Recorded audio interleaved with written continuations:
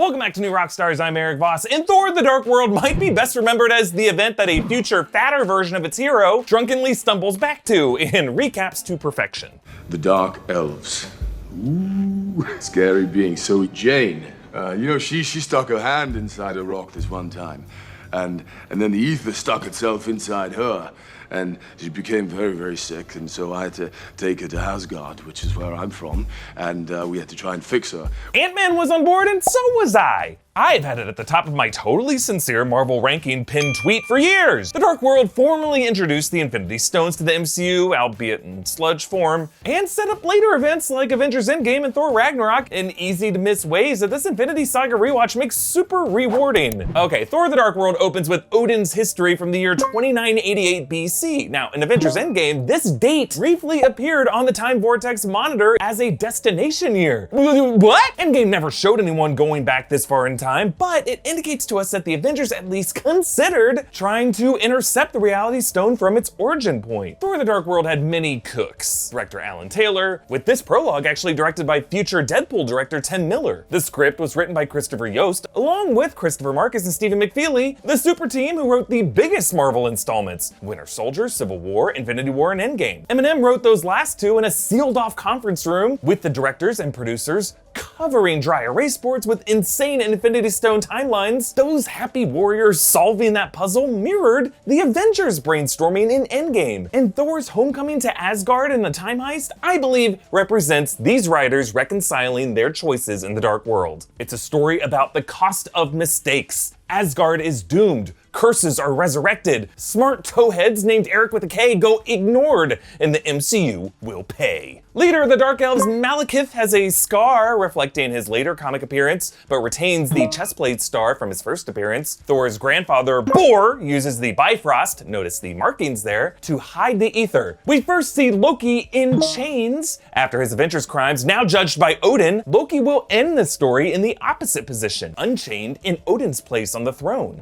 We are not gods. We're born, we live, we die, just as humans do.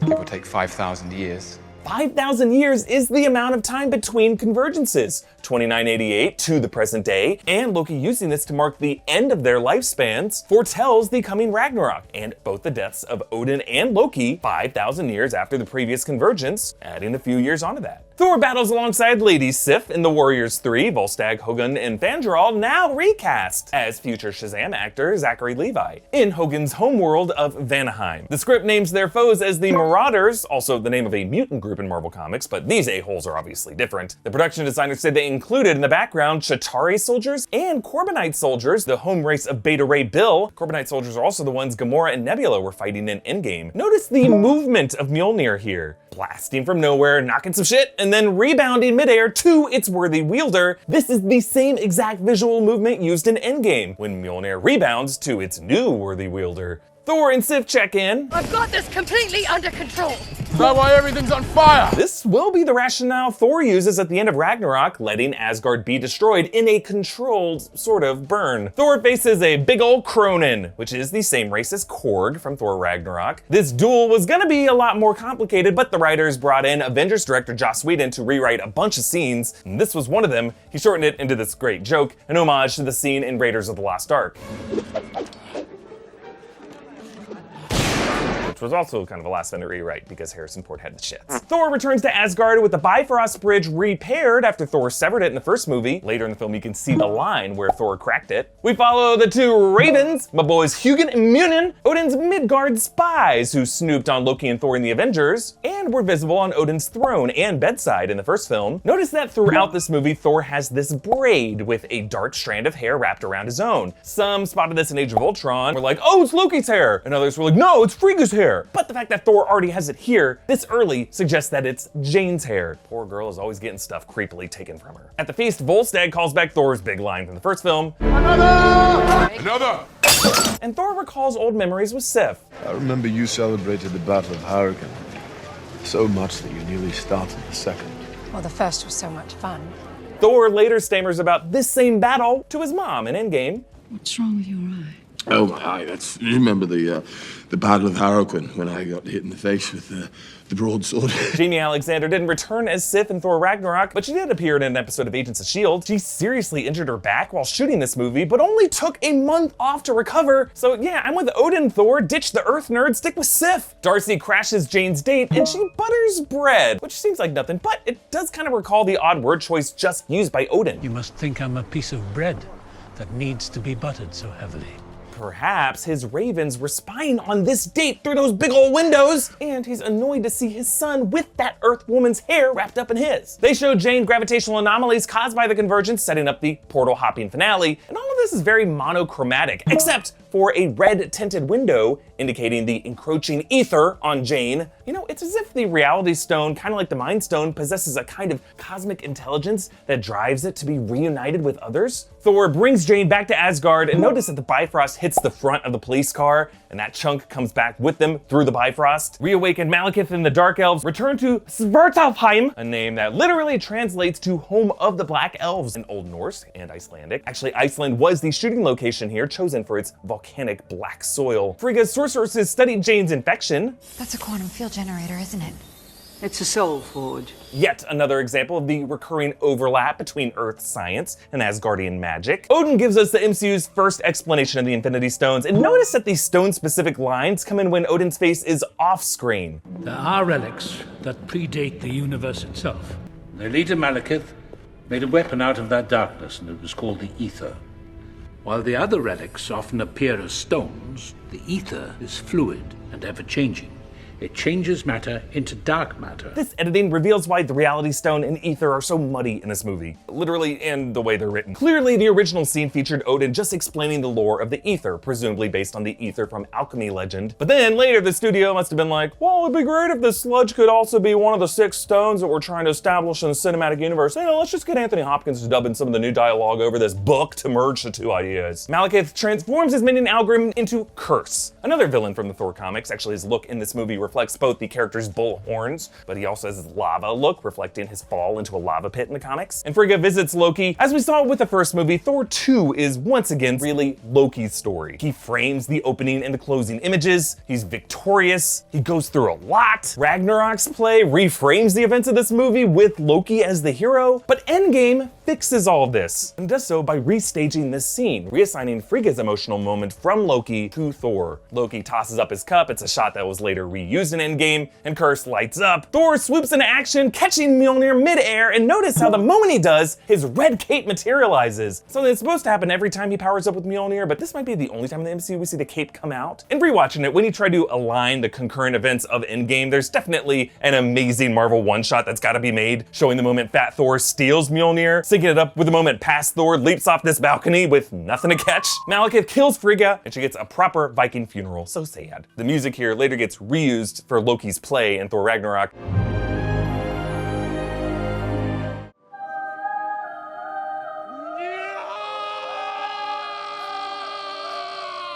And her body fragments into glowing particles that float upward, presumably to Valhalla, since she did die honorably in battle. But notice when Odin dies in Ragnarok, his particles go out to sea, but we don't really see them go up, suggesting maybe a less clear afterlife for this noble leader, but a guy who had a violent past that wasn't necessarily so honorable. Indeed, Thor challenges Odin on this later. His men will fall on 10,000 Asgardian blades. And how many of our men shall fall on theirs? As many as are needed! We will fight! To the last Asgardian breath. To the last drop of Asgardian blood. And how are you different from Malekith? The difference, my son, is that I will win.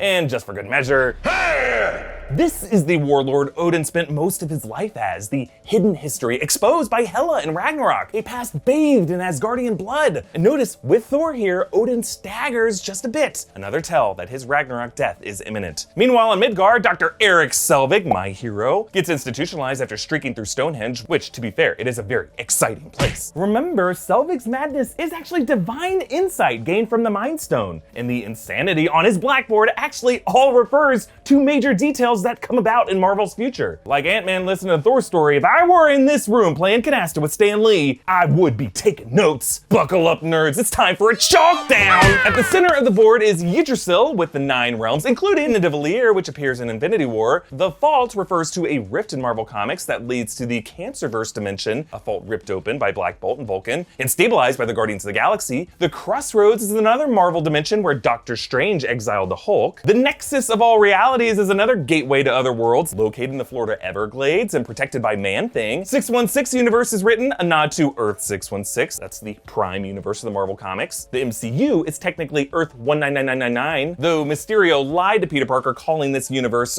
Earth 616 in Far From Home. This is Earth, Dimension 616. I'm from Earth 833. And 616 was the number of Scott Lang's storage unit in Endgame. Simonson's theory of relativity is a nod to both the Einstein theory of relativity and Walt Simonson, Thor comics writer who actually cameoed in the first film. Kyle plus Yost equals X is a nod to comics writers Craig Kyle and Christopher Yost who co-wrote this movie. They created the Wolverine legacy character X-23. Then there's the term phase transition, a concept that actually came up in Ant-Man and the Wasp, with characters like Ghost with energy from the quantum realm capable of phasing through different states of matter, and on a quantum scale, in different realities simultaneously, the kind of theoretical physics that led to the quantum realm allowing for alternate timelines in Endgame. There's also the name Schrödinger and a cat drawing, referring of course to the famous thought experiment of Schrödinger's cat, one of the first examples of multiverse theory that inspired the multiverse that the MCU now appears to be taking place in. Schrödinger's cat was both alive and dead at the same time. Now we got Schrödinger's Loki. Look, hold up here in the Blue Dungeon, it's hard to maintain proper flexibility. Well, thanks to our sponsor, Footmouse. Introducing a revolution in gaming. Footmouse, the first science-based gaming mouse made for feet. I'm playing with my hands, my feet, my whole entire body. Footmouse, get your foot in the game. Just kidding, our real sponsor is Raid Shadow Legends. Raid Shadow Legends is the epic RPG with the great battles and the even greater ads. I like building up my champions over time and then having them beat up monsters for me. It's way better than having to fight my own monsters. The daily login awards program for new players has been doubled to 180 days. Each day you can claim your free rewards like energy refills, gems, and a free barbarian legendary champion, Skill of the Drakes. And I guess her skill is ab workouts. Woo! I like going to the tavern in the game and upgrading my champions. You can give them little beard-looking upgrades, or sacrifice lesser champions to make them stronger. So what are you waiting for? Go to the video description, click on the special links, and if you are a new player, you will get 100,000 silver and 1 free epic champion. Jotun, look at that big bearded barbarian. Those rewards will be waiting for you in the inbox here. Good luck, and I will see you there. Okay, so in Jane's nightmare, her possession by the Reality Stone manifests into these creepy black eyes. A little detail shared with past times that Infinity Stones took possession of someone. Thor and the team plot some treason. But what then? Your lovely mortal is being guarded by a legion of Einherjar, who will see you coming from miles away. In Norse mythology, Einherjar refers to the souls of the dead in Valhalla. Here, it's the name of the city guard. Heimdall mentions secret non-Bifrost portals in and out of Asgard, known only to Loki, which Loki actually bragged about to him back in the first film. You think the Bifrost is the only way in and out of this realm?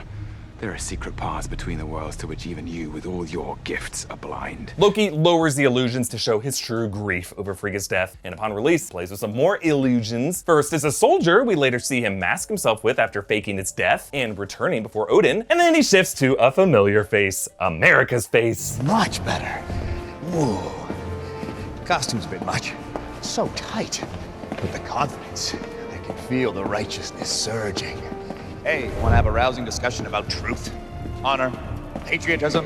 God bless them. To pull this off, they first had Tom Hiddleston dress up in Cap's suit and do an impression of Chris Evans, and then Evans watched that impression and then did an impression of that. Notice how the other identities retain Thor and Loki's voices, but with Cap, we hear his voice. On their way out of Asgard, Thor clips a statue of Bor. Well done. You just decapitated your grandfather. In the comics, Thor actually does kill Bor at one point, and then they land in Svartalfheim. They trick Malekith by pretending to cut off Thor's arm, but Malekith's arm actually does get cut off later. It's another instance of Kevin Feige's weird ode to Star Wars amputations in every Phase 2 film. Roll that clip!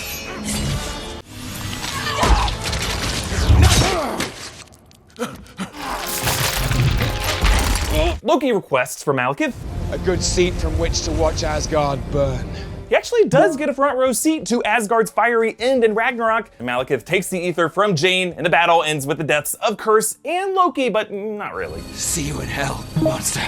Note that Loki is saying H-E-L, hell, the Norse afterlife that I have suggested we might see Loki resurrect from in Thor 4. Another clue that Loki isn't really dead here, he turns gray instead of his natural blue frost giant skin. Jane and Thor use a convergence point to return to Earth. Thor hangs Mjolnir on the coat hanger, coat hanger's worthy, and Selvig uses ancient ruins to map out the convergence coordinates. All the great constructions, the Mayans, the Chinese, the Egyptians, they made use of the gravitational effects of the convergence, and they left us a map.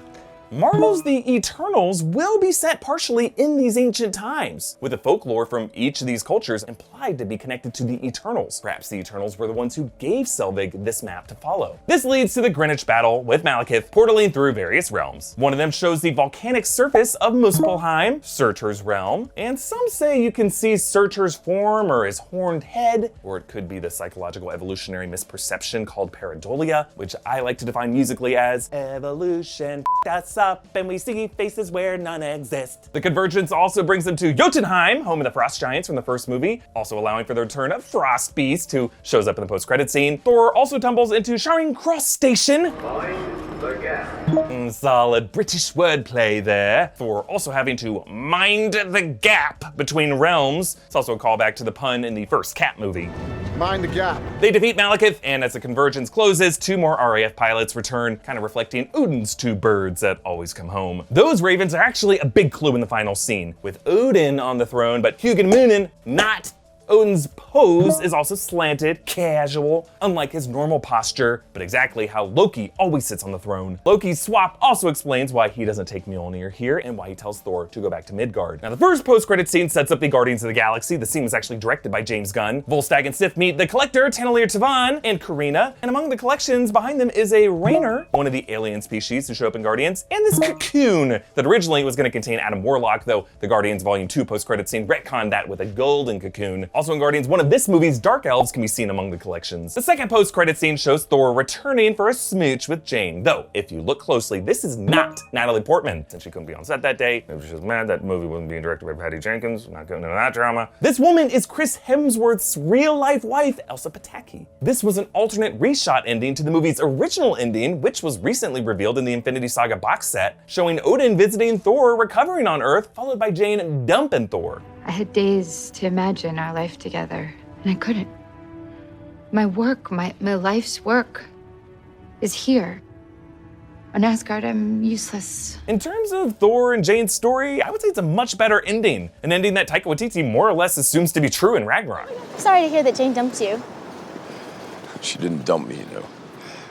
I dumped her. It's a mutual dumping. But it's also an ending in which Loki, I guess, stayed dead because Loki would never want Thor to return to Asgard. To me, the false Jane Foster in this reshot ending is another example of the cost of mistakes throughout the Dark World. This imposter reflects Thor's blindness to the imposter sitting on his throne. It's a blindness that Thor will pay for with an eye in Ragnarok. In this movie, his mistakes cost him his mother. That is why it is so rewarding in Endgame to see Thor return to Frigga and learn the lesson the Dark World deprived him of. Endgame doesn't just redeem the Avengers' mistakes with the Infinity Stones, it redeems the shortcomings of this whole cinematic universe. But until we get there, the hero we're left rooting for is the imposter most successful at exploiting others' mistakes, the man who rises from prisoner to king. Comment down below with your favorite takeaway from rewatching Thor The Dark World, and be sure to join our future Infinity Saga watch-alongs on Discord by becoming a patron at patreon.com/newrockstars. Follow me on Instagram and Twitter at EA Voss, follow New Rockstars, and subscribe to New Rockstars for our next rewatch, where we'll see why Thor and Odin aren't the only grouchy pirates in the MCU. Last time I trusted someone, I lost an eye.